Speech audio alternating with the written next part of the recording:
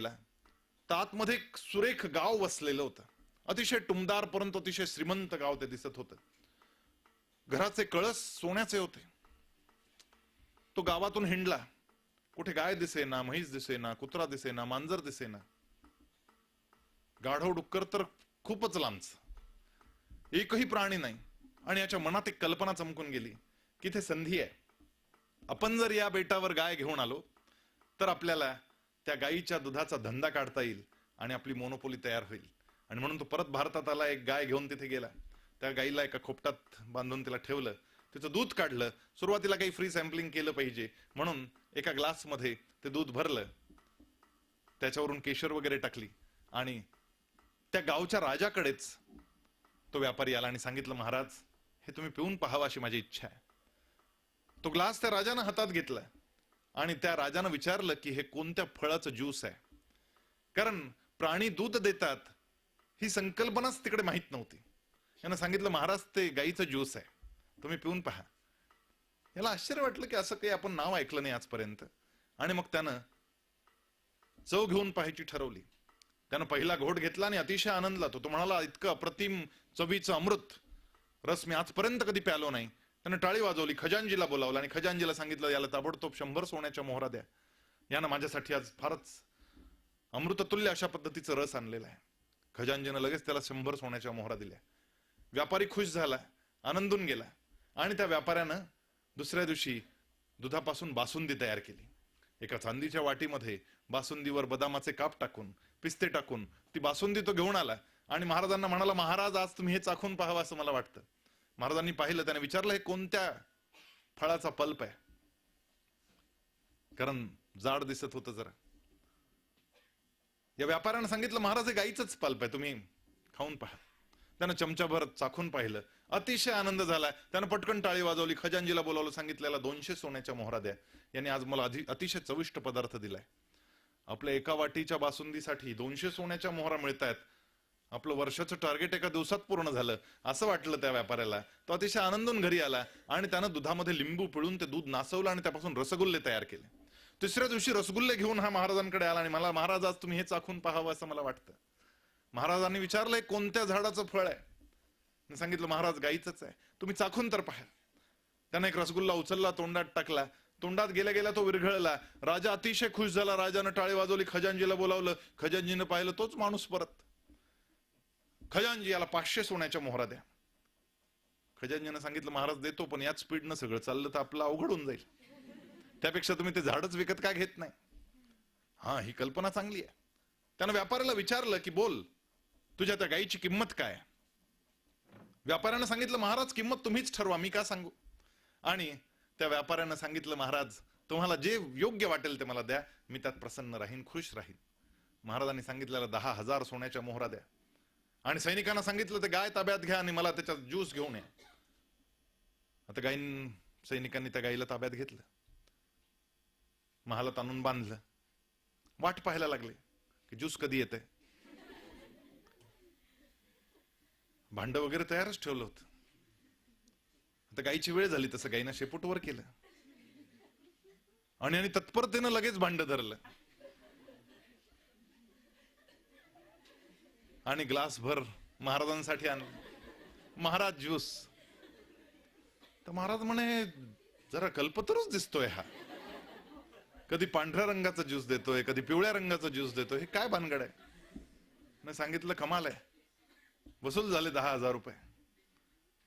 आणि त्यानं ग्लास तोंडाला लावला आणि पहिला घोट घेतला आणि एकदम मळमळायला लागलं. ते म्हणाले, काहीतरी चुकलंय तुमचं. ठीक आहे, जा म्हणाले, पल्प घेऊन ये. आता परत सैनिक उभे राहिले. पल्प वाट पाहायला लागले. तर गायीची वेळ झाली तसं गायीनं परत शेपूट वर केलं आणि शेपूट वर केल्यानंतर ताबडतोब गमेलं धरलं गेलं. ते गोमय सगळं गोळा केलं गेलं. एका सैनिकानं विचारलं, एवढं काय महाराज खाणार नाहीत म्हणाले, आपण वाटीभरच न्यावं, ते बरं राहील. मग एका वाटीभर ते शेण घेऊन महाराजांकडे आले सैनिक. ते म्हणाले, मागवा चमचा. चमचा आणला आणि महाराजांनी चमचाभर घेतलं. पल्प. आणि पहिला चमचा नुसता तोंडात जवळ नेला आणि महाराजांना वांती झाली. महाराज म्हणाले, काय आणलं? आपल्याला फसवलंय त्या व्यापाऱ्याने, जा त्या व्यापाऱ्याला धरून आणा. ताबडतोब मुसक्या बांधून त्या व्यापाऱ्याला महाराजांच्या समोर आणलं गेलं आणि महाराजांना सांगितलं गेलं की यानं आपल्याला फसवलंय. राजाने सांगितलं की काल पांढऱ्या रंगाचं पल्प आणलं, आज आम्हाला हिरव्या रंगाचं पल्प मिळालं. परवा तू पांढऱ्या रंगाचं ज्यूस आणलंस, आज आम्हाला पिवळ्या रंगाचं ज्यूस आणून दिलं. आणि हे काय, फसवलंस आम्हाला? व्यापारी हसायला लागला. तो म्हणाला, महाराज तुमचे सैनिक चुकलेत, मी नाही चुकलो. तुमच्या सैनिकांना माझ्यासोबत पाठवा आणि मी तुम्हाला परवा जे दूध पाजलं होतं तेच आज पुन्हा पाजून दाखवतो. सैनिकांना घेऊन तो व्यापारी त्या गायीपाशी आला. त्याने गायीचं दूध काढलं आणि मग महाराजांना ते दूध आणून दिलं.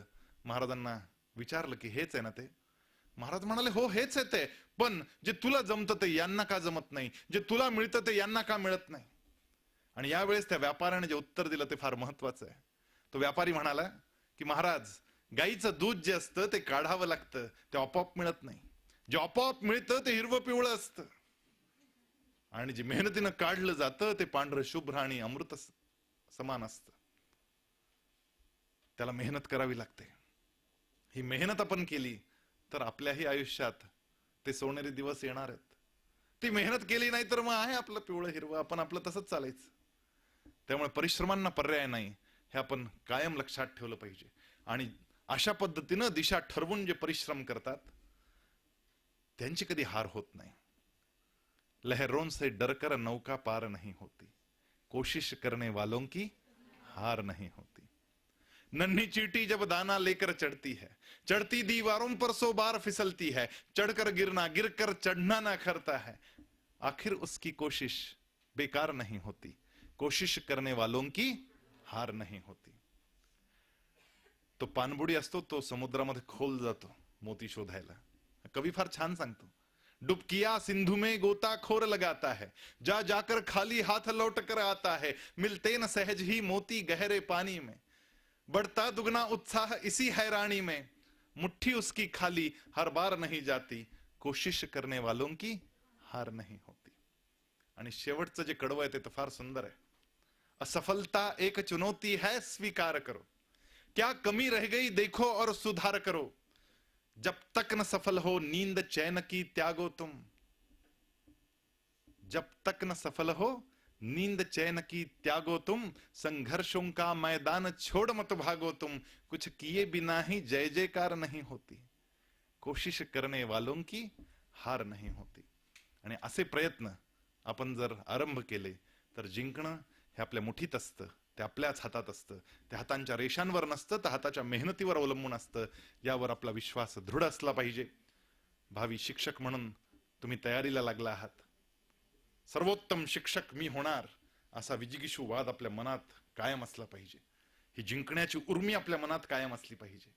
ज्यांच्या मनात जिंकण्याची उर्मीच नाही त्यांचं भविष्य हे अंधकारमय असतं. पण ज्यांच्या मनात संकल्प असतो की मी जिंकणारच, ते जिंकल्याशिवाय राहत नाहीत. तुमच्या या प्रवासाला माझ्या मनःपूर्वक शुभेच्छा.